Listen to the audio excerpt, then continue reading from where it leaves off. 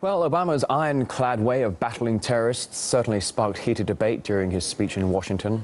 At one point, the president was stopped in his tracks by an angry audience member. Earlier, my colleague Ivor Crotty outlined what made the woman break Obama's scripted auto cue.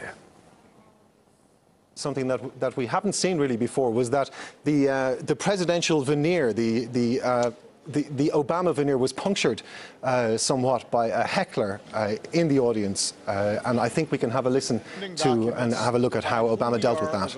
He went on to. We went on. Can you tell Muslim people their lives are as precious as our lives?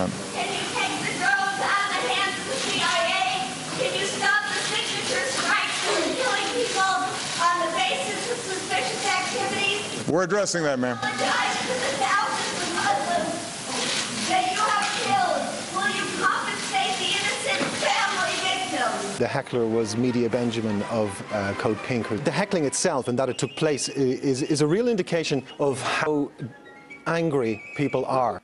As far as we could pick up on the audio, she pretty much addressed every element of Obama's speech. So she called on him to compensate families who have been destroyed by drone strikes.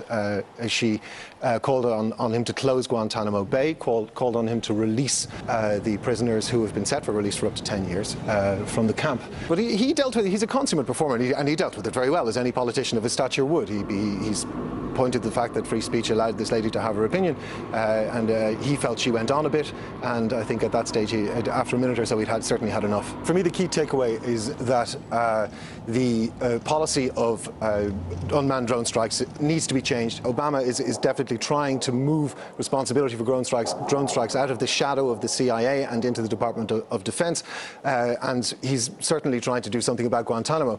But I think the key takeaway and the key lesson is that these two elements of US policy of the so-called war on terror are absolutely unsustainable.